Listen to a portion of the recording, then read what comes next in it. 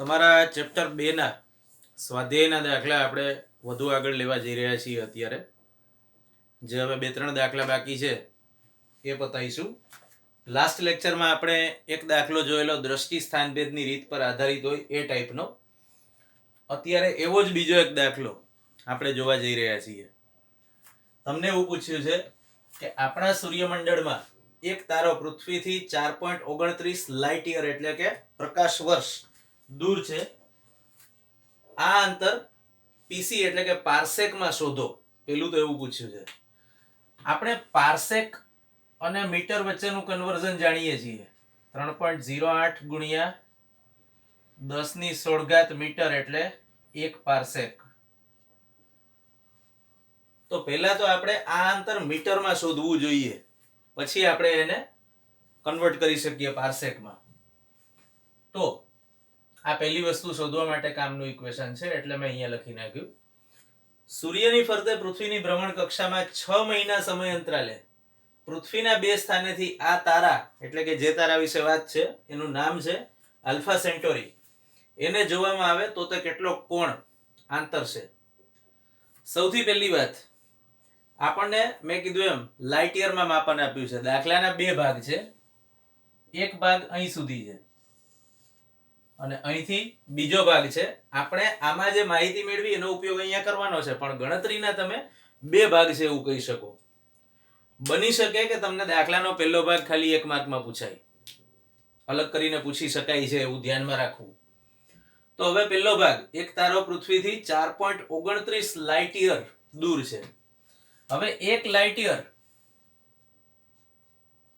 નું માપ આપણે જાણીએ છીએ 9.46 ગુણ્યા 10⁻15 મીટર.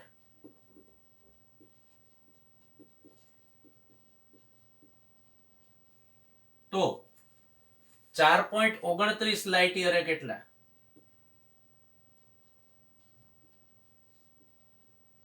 હવે આ માપ આપણને મીટરમાં મળશે. તો 4.29 ગુણ્યા 9.46 ગુણ્યા 10⁻15, જેને સાદુરૂપ આપો તો તમને મળશે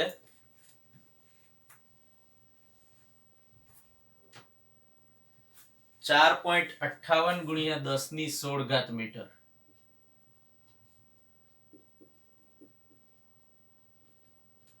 પણ હજુ આપણને જવાબ મીટરમાં મળ્યો છે. તમને તો પૂછ્યું છે આ અંતર પાર્સેકમાં શોધો. તો હવે આપણે આ કન્વર્ઝનનો ઉપયોગ કરીશું.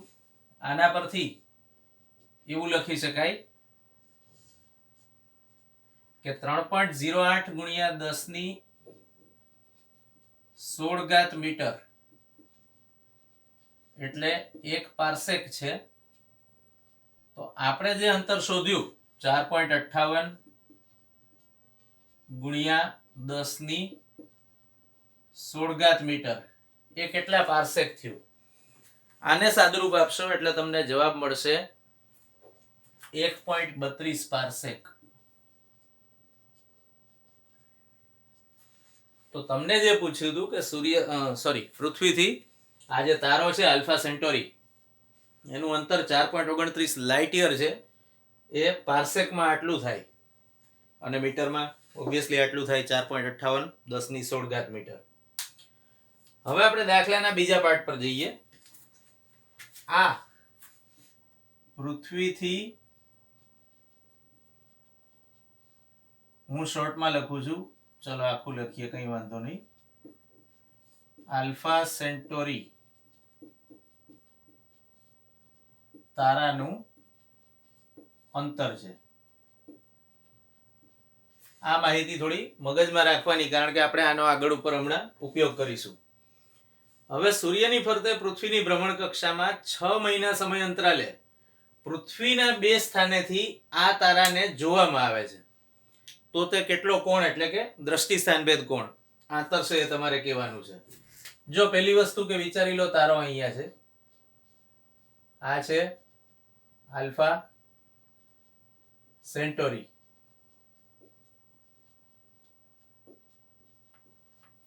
હવે આનું અવલોકન આપણે ક્યાંથી કરીએ છીએ? તો પૃથ્વીની જે ભ્રમણ કક્ષા છે એમાંથી 6 મહિના સમય અંતરાલે પૃથ્વીના બે જુદા જુદા સ્થાનેથી અવલોકન કરવામાં આવે. પૃથ્વી પરના બે જુદા જુદા સ્થાન નહીં, પૃથ્વીની ભ્રમણ કક્ષામાં પૃથ્વીના બે જુદા જુદા સ્થાન. ધારો કે આપણે આ બે ઠેકાણેથી અવલોકન કર્યું, તો આ ભ્રમણ કક્ષામાં 6 મહિનાના સમય અંતરાલે પૃથ્વીના બે સ્થાન છે. આ પહેલું સ્થાન અને આ બીજું સ્થાન. આ પૃથ્વીનું પ્રથમ સ્થાન છે અને આ છે પૃથ્વીનું બીજું સ્થાન છે.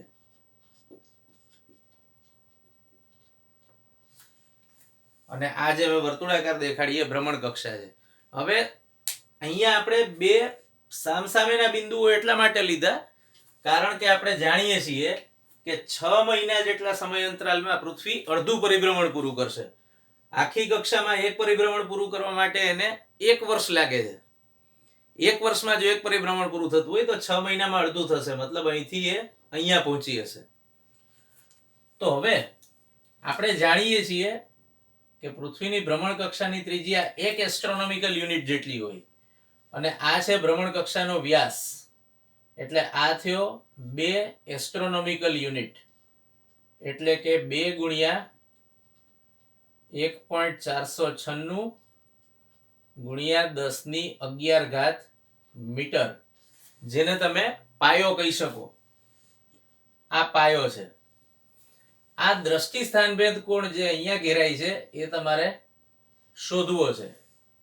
અને પૃથ્વીથી આલ્ફા સેન્ટોરી તારાનું અંતર ડી તમે જાણો છો ઓલરેડી, તો આપણે આને નામ આપી દઈએ ડી. તમે આને પણ ડી કહી શકો. આ અંતર મીટરમાં છે, આ એ જ અંતર પાર્સેકમાં છે. અને અહીંયા જે આપ્યું છે 4.29 લાઇટ યર, એને પણ તમે ડી કહી શકો છો, ચાલે, કઈ ફરક નથી પડતો. હવે આપણે સૂત્ર લખીએ, જે સૂત્ર આપણે શોધ્યું હતું એ દ્રષ્ટિ સ્થાનભેદ કોણની રીતમાં. ડી બરાબર બી બાય થીટા અથવા થીટા બરાબર બી બાય ડી. એમાં બી કેટલો? 2 ગુણ્યા 1.496 ગુણ્યા 10⁻11 મીટર છેદમાં કેપિટલ ડી જે આપણે અહીંયા શોધ્યું એ 4.58 ગુણ્યા 10⁻16 મીટર. તો તમને થીટાનો જે જવાબ મળશે, હમણાં આપણે ગણતરી કરીએ એટલે જવાબ મળશે, એ રેડિયનમાં હશે. અને જો તમારે એના સેકન્ડ કરવા હોય તો કરી શકો છો. રેડિયનમાં જવાબ કેટલો આવે છે જોઈ લઈએ પહેલા.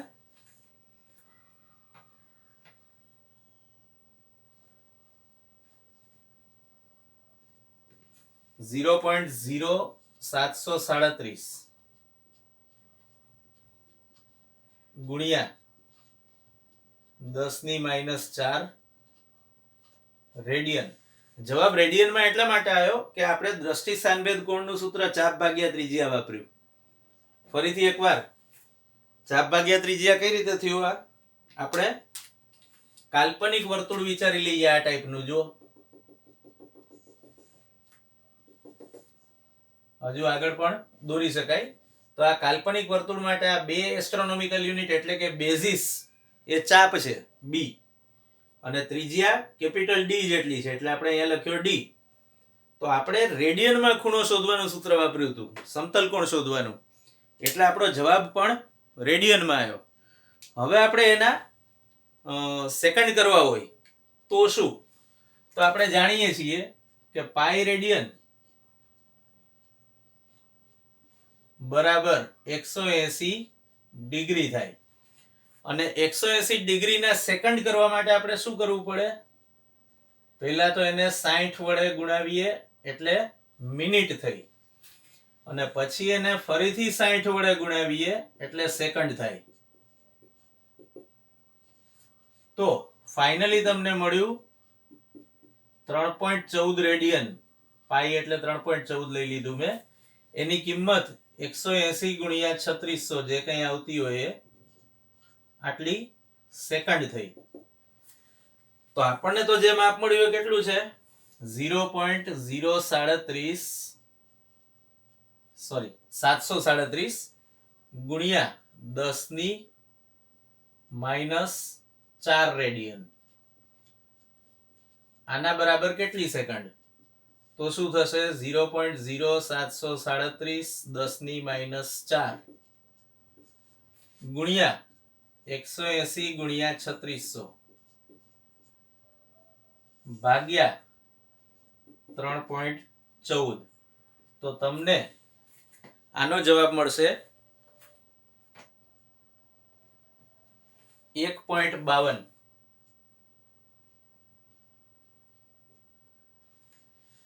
તો બીજું જે તમને પૂછ્યું હતું કે પૃથ્વીના બે જુદા જુદા સ્થાન વિચારો ભ્રમણ કક્ષામાં, એના વડે દ્રષ્ટિ સ્થાનભેદ કોણ કેટલો ઘેરાશે? 1.52 સેકન્ડ જેટલો.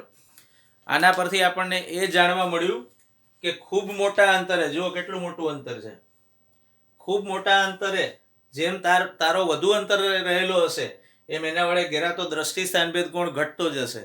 આપણે આ વસ્તુ દ્રષ્ટિ સ્થાનભેદ કોણની રીત વખતે પણ જોયેલી છે, અહીંયા રિપીટ થઈ એકવાર.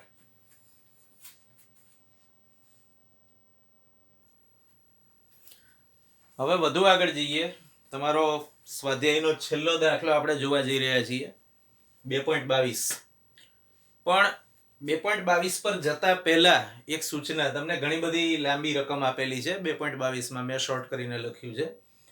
તો પહેલા તો એ વસ્તુ સમજવાની છે કે આ દાખલાની જરૂર શું છે અને આપણે આ દાખલો શું લેવા ભણી રહ્યા છીએ.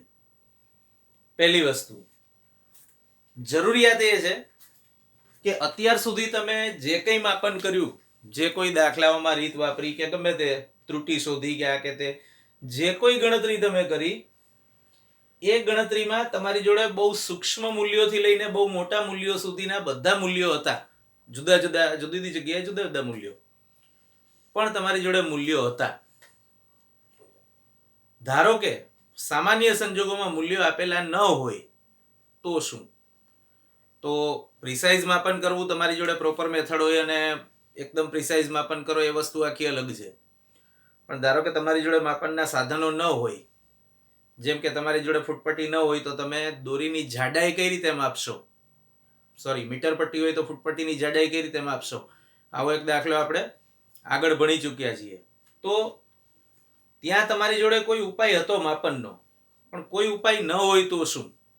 તમને ઘણી બધી વસ્તુઓ આપી છે, આ બધી તમારે શોધવાની છે સાધનોના ઉપયોગ વગર. તો અલ્પ વિકસિત વિચારો, એવો શબ્દ વાપરેલો છે કે વિચારો બહુ અલ્પ વિકસિત હોય, મતલબ તમે બહુ ડિટેલમાં એ થિયરી પણ ન જાણતા હો તો. અને બીજી વાત એ છે કે તમારે આ બધી વસ્તુઓનું અંદાજિત માપ આપવાનું છે. ઘણી બધી જગ્યાએ તમારે ઘણા બધા મૂલ્યોની જરૂર પડશે આમાં પણ.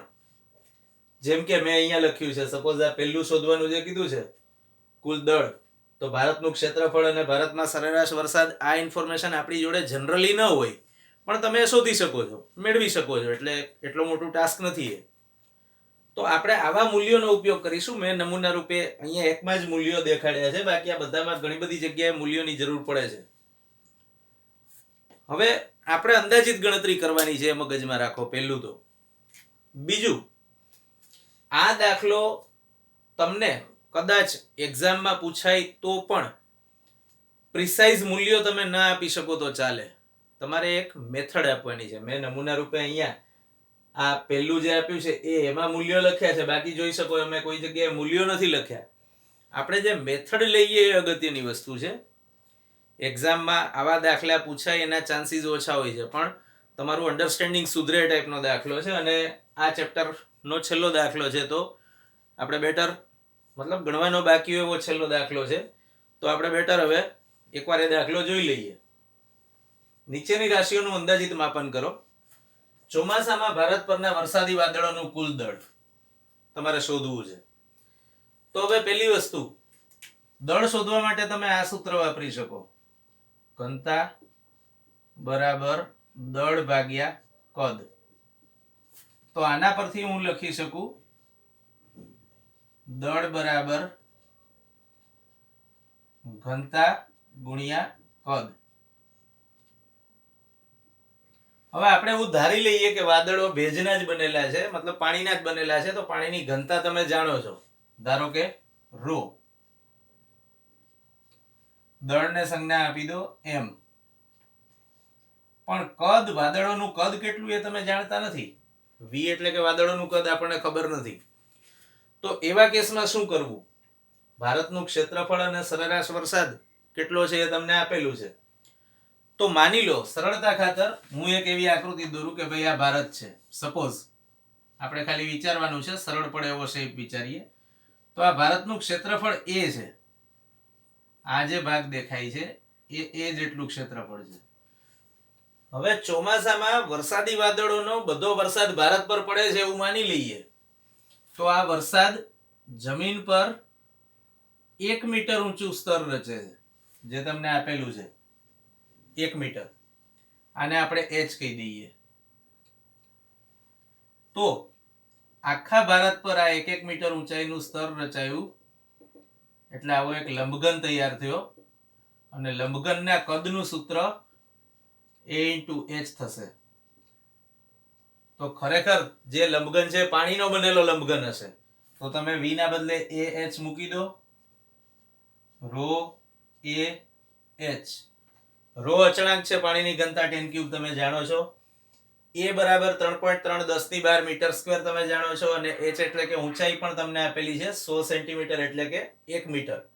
ત્રણે ત્રણ કિંમતો મૂકી દો તો તમને વરસાદી વાદળોનું કુલ દળ મળી જાય. હવે બીજી વસ્તુ જોઈએ, કોઈ હાથીનું દળ. ધારો કે એક લંબચોરસ તળિયાવાળી બોટ છે. ચોરસ તળિયાવાળી પણ ચાલે, જેવી લો એવી, પણ એનું ક્ષેત્રફળ જ્ઞાત હોવું જોઈએ, એ જરૂરી છે. તો બી ની ગણતરી માટે તમે એક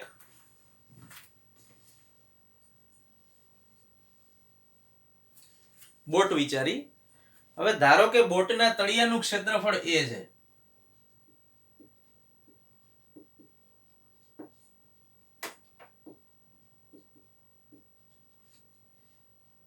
અને પાણીમાં ડૂબેલા ભાગની ઊંડાઈ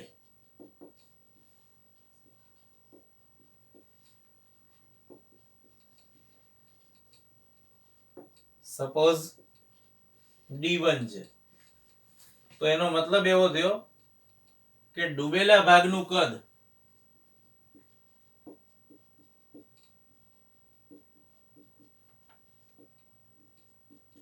જેને આપણે v1 કહી દઈએ એ થયું ad1.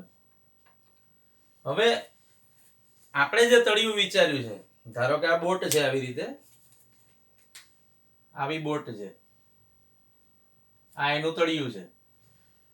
તો સીધી સ્ટ્રેટ જ બોટ વિચારીએ આપણે સરળતા ખાતર. આ તળિયાનો d1 જેટલો ભાગ પાણીમાં ડૂબેલો છે, d1 ઊંડાઈ વાળો. મતલબ કે ધારો કે અહીં સુધી પાણી રહેલું છે, તો આ જે ઊંડાઈ દેખાય છે અહીંયા આટલી, એ d1 છે. આ બધી જગ્યાએ પાણી છે. અને આનું ક્ષેત્રફળ જે આ ભાગ આવશે બોટમાં નીચે, એનું ક્ષેત્રફળ a છે. તો કુલ ડૂબેલા ભાગનું કદ થયું a × d1. હવે તમારે શોધવું છે હાથીનું દળ. તો જ્યારે હાથી બોટમાં મૂકવામાં આવે, હાથીને બોટમાં લાવવામાં આવે, ત્યારે બોટ થોડી વધારે ડૂબશે. તો હાથી લાવ્યા બાદ ડૂબેલા ભાગનું કદ બદલાઈ જશે અને બદલાઈને v2 બરાબર ad2 થઈ જશે. કારણ કે હાથીના વેઇટના કારણે બોટ થોડી વધુ દબાશે. તો પહેલા જે આટલી ઊંડાઈ સુધી d1 સુધી ડૂબેલી હતી, હવે કદાચ d2 સુધી ડૂબેલી થશે. તો બીજી રીતે કહીએ તો બોટનું તળિયું જેટલા ભાગમાં ડૂબે છે એટલું તરલ એના વડે સ્થાનાંતરિત થયું. તો સ્થાનાંતરિત તરલનું કદ, હાથીના કારણે જે સ્થાનાંતરિત થયું, એ તરલનું કદ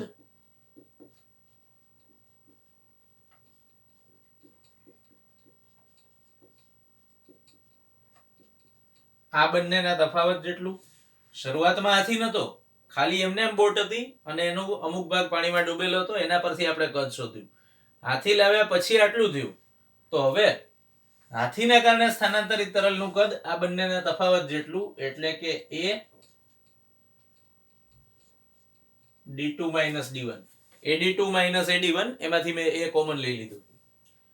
તો જે ફ્લોટેશનનો નિયમ છે ફિઝિક્સમાં, તમે આગળ ઉપર ભણશો તરલમાં, એ ફ્લોટેશનના નિયમ મુજબ આ જે હાથીનું કદ છે એ જ તરલનું કદ થયું. તો તમારે હાથીનું દળ શોધવું હોય તો પાછું સૂત્ર ઘનતા ગુણ્યા કદ. તો હવે ઘનતા રો છે અને કદ કેટલું, a ઇન્ટુ d2 - d1 છે. તો આ તમને હાથીનું દળ મળી ગયું. તમે આ રીતે પ્રેક્ટિકલી હાથીનું દળ શોધી શકો.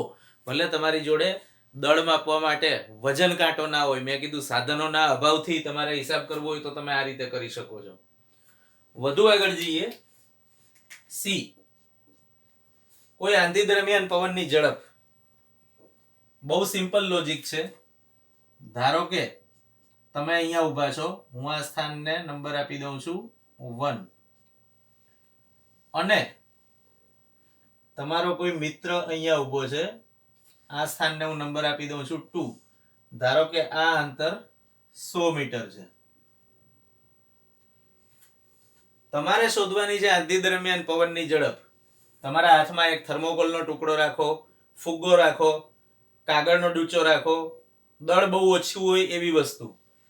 તમે જ્યારે એને મુક્ત કરો ત્યારે મુક્ત કરતી વખતે તમારો જે સમય છે, આ માણસના હાથમાં, તમારા મિત્રના હાથમાં સ્ટોપવોચ છે, એ સમય નોંધી લે છે. તમે જ્યારે મુક્ત કર્યું એની ત્યારે સ્ટોપવોચ ચાલુ કરે છે એ સમય. અને જ્યારે ઉડતો ઉડતો, આંધીમાં પવનની દિશા આ છે, તો ઉડતો ઉડતો એ ગોળો, મતલબ કાગળનો ડૂચો કે ફુગ્ગો કે થર્મોકોલ જે કંઈ તમે લીધું છે, એ અહીંયા પહોંચે ત્યારે કેટલો સમય વીત્યો એ આ વ્યક્તિ સ્ટોપવોચ બંધ કરી દે છે અને નોંધી લે છે. તો આટલા મીટર અંતર આટલા સમયમાં કપાયું. એક સપોઝ 5 સેકન્ડ, તો 5 સેકન્ડમાં 100 મીટર, તો 1 સેકન્ડમાં કેટલું? આ રીતે તમે ત્રિરાશી મૂકીને પણ પવનની ઝડપ શોધી શકો છો. તમે જે કાગળનો ડૂચો લીધો તો એ બહુ હળવો હતો, એટલે એની ઝડપ લગભગ પવનની ઝડપ જેટલી જ છે એવું કહી શકાય. તો આનો ઉપાય છે તમારા માથાના વાળની સંખ્યા. હવે આપણે ખાલી એક સિમ્પલ સૂત્ર લઈએ. ધારો કે તમારે તમારા માથાના વાળની સંખ્યા શોધવી છે, તો શું? તમે એક વાળની જાડાઈ જાણો છો. વાળ આવી રીતે છે. આપણે થોડો ઝૂમ વ્યૂ જોઈએ છે વાળનો. તો આ એક વાળ છે. તો આ વાળના આડછેદનું ક્ષેત્રફળ સ્મોલ a તમે જાણો છો. હવે માથાનું ક્ષેત્રફળ શોધી કાઢો. કેપિટલ A છે.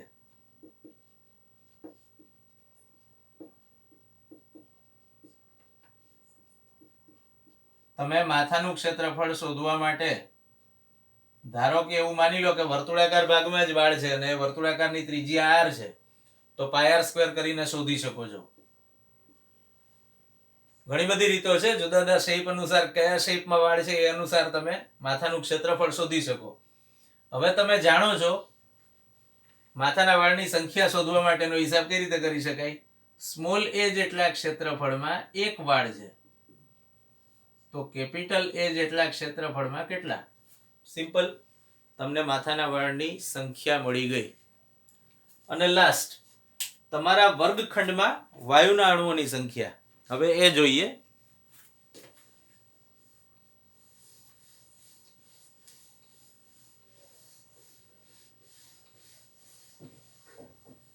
જો આપણે જાણીએ છીએ કે 1 મોલ માં એવોગેડ્રો અંક જેટલા કણો હોય, મતલબ 6.023 ગુણ્યા 10⁻23 અને એનું કદ 22.4 લીટર હોય છે. પણ 22.4 લીટરના મારે મીટર ક્યુબ કરવા હોય તો 10⁻³ વડે ગુણાવવું પડે. બસ તો પતી ગયું.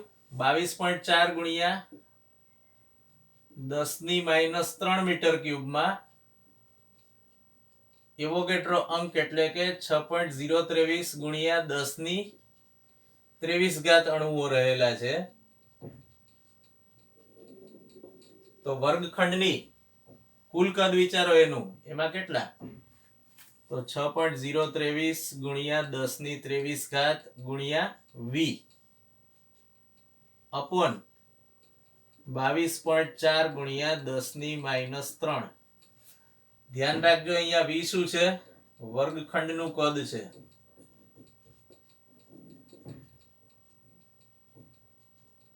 મીટર ક્યુબમાં મતલબ તમે વર્ગખંડની લંબાઈ, પહોળાઈ અને ઊંચાઈ જાણો છો, બહુ ઇઝીલી માપી શકાય છે. તો કદ શોધી કાઢો, લંબાઈ ગુણ્યા પહોળાઈ ગુણ્યા ઊંચાઈ કરીને કે આટલા મીટર ક્યુબ છે, એના પરથી તમે વર્ગખંડમાં વાયુના અણુઓની સંખ્યા શોધી શકો છો. તો આ દાખલો તમારો અહીંયા પૂરો થાય છે. અને અન્ડરસ્ટેન્ડિંગની દ્રષ્ટિએ ફિઝિક્સમાં કેવા કેવા કન્સેપ્ટમાં કેવી રીતે હિસાબ કરવામાં આવે છે, પ્રાથમિક હિસાબ કઈ રીતે કરી શકાય પ્રોપર સાધનોની મદદ વગર, એની પણ તમને બહુ સરસ માહિતી આ દાખલામાં આપેલી છે.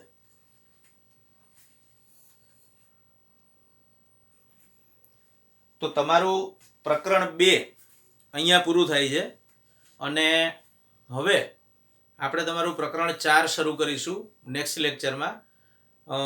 ફરીથી એકવાર યાદ કરાવું છું તમને, જે સેકન્ડ લાસ્ટ લેક્ચરમાં કીધું હતું કે લોગ ટેબલ અથવા નેચરલ સાઇન અને નેચરલ ટેન વાળું ટેબલ જેમાં આવતું હોય એવો કોઈ રેફરન્સ તમારી જોડે હોય એ બહુ જરૂરી છે. હવે પછીના લેક્ચર્સમાં જ્યારે આપણે ચેપ્ટર 4 અને સદીશો ને એના વિશે અભ્યાસ કરીશું ત્યારે ખ્યાલ આવશે. કદાચ અવેલેબલ ના હોય તો ઇન્ટરનેટ થ્રુ પણ તમે જઈ શકો છો. ગૂગલ સર્ચ મારો આવું લખીને, લોગ ટેબલ્સ પીડીએફ, અથવા એવું પણ લખી શકો નેચરલ સાઇન પીડીએફ અથવા નેચરલ ટેન પીડીએફ એવું પણ લખી શકો. તો આ સર્ચની ટર્મ્સ, આ વર્ડ્સ યુઝ કરવાથી તમને ગૂગલ પર બહુ ઇઝીલી પીડીએફ ફોર્મેટમાં મળી જશે અને ડાઉનલોડેબલ ફોર્મેટમાં અવેલેબલ છે, હું જાણું છું. મારા મોબાઈલમાં પણ મેં ડાઉનલોડ કરેલું છે, એટલે આ બહુ ઇઝીલી અવેલેબલ છે. એટલે આ વિધાઉટ ફેલ તમારી જોડે હોવું જોઈએ. જસ્ટ ઇન કેસ અત્યારે તમારી જોડે કોઈ રેફરન્સ બુક ના હોય, કોઈ બુક ન હોય, તો તમે આ ઓપ્શન યુઝ કરી શકો છો. પણ ગૂગલ પરથી આ લઈ લો એટલે તમારી જોડે એક રેડી રેફરન્સ તરીકે એક વસ્તુ રહે.